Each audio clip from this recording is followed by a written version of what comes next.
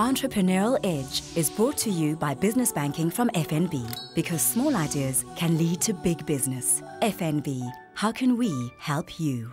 Welcome back to the Entrepreneurial Edge. Still with me in studio, Paul Anley, founder of Pharma Dynamics.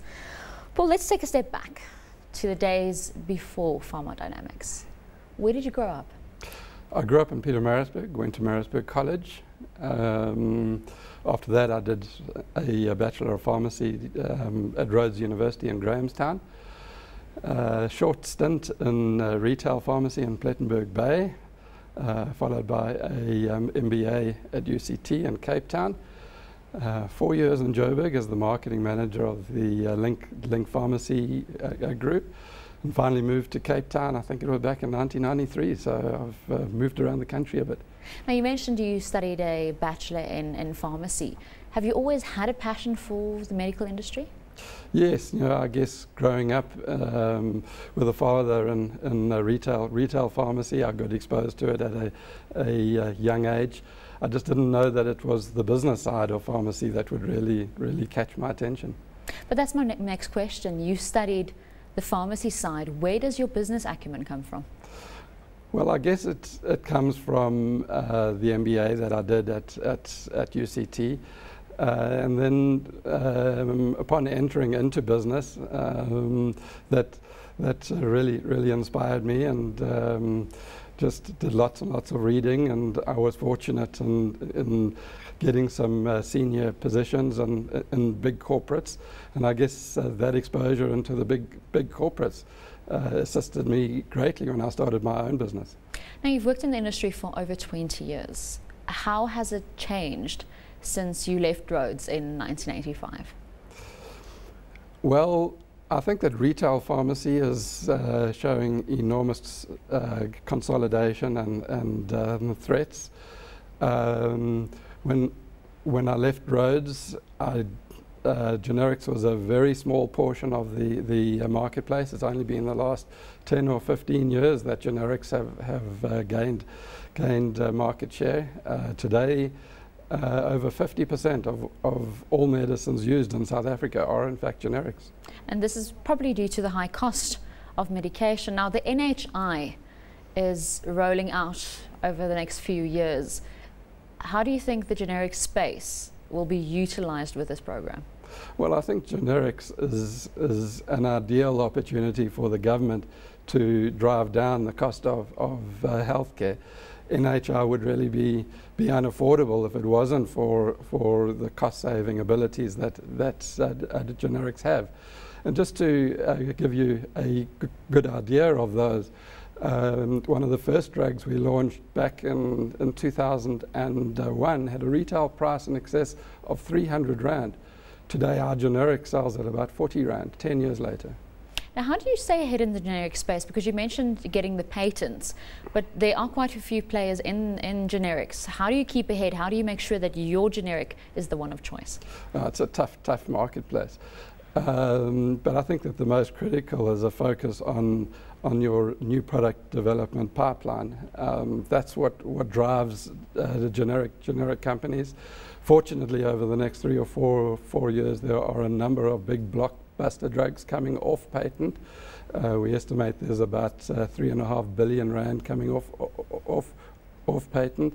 So it will be a very good period for generic companies and Pharma Dynamics. Let's look at the entrepreneurial side of you. You've been a finalist in numerous local and international entrepreneurial awards. How important is the concept of entrepreneurship to you?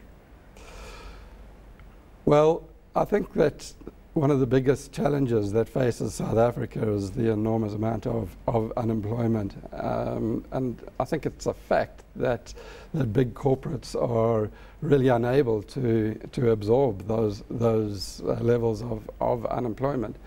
And the biggest opportunity in South Africa is to create a myriad of newer, smaller businesses, and that is the power of entrepreneurism. If you can create 1,000 businesses and each one of them are employing 10 or 15 people, that's another 15,000 jobs. Is that an important part of Pharma Dynamics? Yes, it is. You know, we started 10 years ago with only 9 employees, and today we employ around 100 people already. Do you encourage the entrepreneurial spirit within your company? So if an employee should come to you and say, Paul, I've got this amazing idea, do you sit and listen to these guys and maybe implement it as part of the company strategy? Yes, I do, and I have an innate dislike for the bureaucracy of big multinationals, particularly originators. So I really like to see particularly young startup companies, and we do our best to work closely with them. Not only because it's the right thing to do, but I find them also passionate about their own business and driven. Are entrepreneurs born or made? I think they're undoubtedly made. You know, if you take my own example, I started working in my dad's pharmacy at 9 or 10.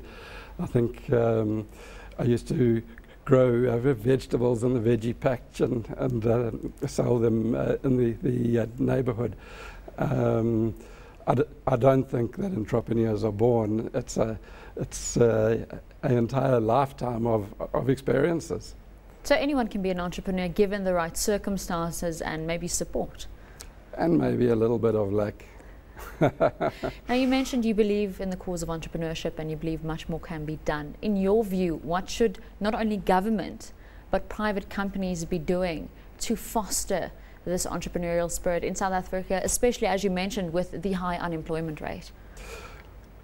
Well, I think that education is a significant issue that government needs to address, particularly accounting and business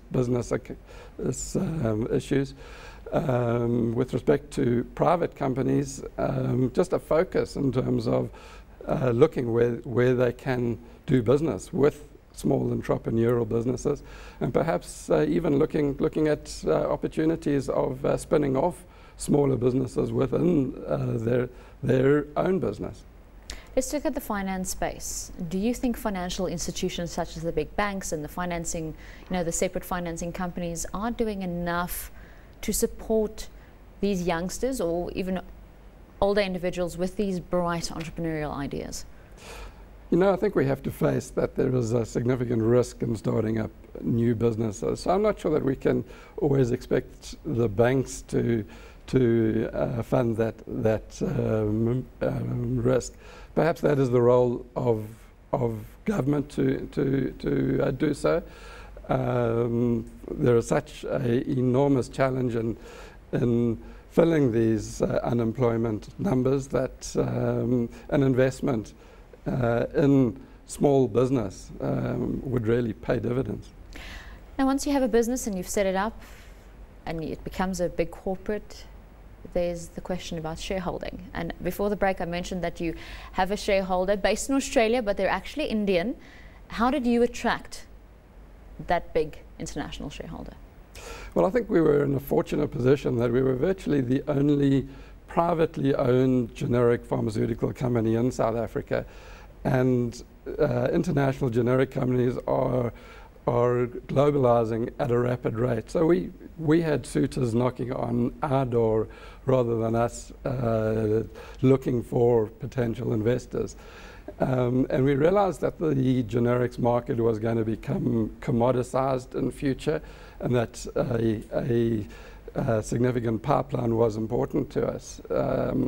And we identified India as being an ideal partner in terms of their skill base in pharmaceutical manufacture. They are certainly the cost leaders of pharmaceutical manufacture anywhere in the world. So we isolated India as potential partners, and we found a good cultural fit with Lupin, who has now become our majority shareholder. Now, besides shareholding, are any of your generics manufactured in India? We currently have only got 2 or 3 of our products manufactured in India. The bulk of our products have historically been sourced out of Europe, but that will no doubt be a project going to the future to change our manufacturing into a lower cost base. The reason why I'm asking this question is cost and labor legislation and medical legislation is that prohibitive to having the generics manufactured locally? That is part of the problem for local manufacturers. The biggest challenge is in terms of development of new products, and that really requires an enormous skill base. And that skill base just isn't in South Africa, and nor is the capacity to develop 10, 15 new generics every single year. And that is why it is important for pharmaceutical companies like ourselves to partner with other generic companies globally that already have that technology base. Now, Paul, looking to the future, what's next for you personally, and what's next for Pharma Dynamics?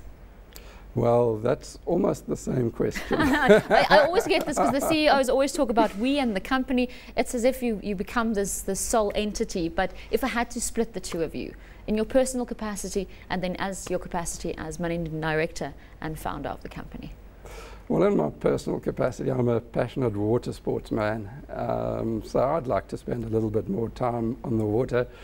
And from a company perspective, I'd like to see us challenging for a real leadership position within the next five or 6 years. We believe that with our pipeline, we have the potential of almost trebling the size of our business in 4 years. Now, as a legacy, what would you like the company to leave behind? Well, I would like to leave behind a management team that can do without me, so I can go do my water sports. And the company, I would like to see them leaving a base of pharmaceutical products which are affordable for the South African population. Paul, thank you very much for chatting with us today. It's been a pleasure speaking with you. Thank you, Natascha. Unfortunately, that's all we have time for this week, but be sure to tune in next week when we unpack another entrepreneurial success story. Until then, from me, Natascha Jacobsz, it's goodbye.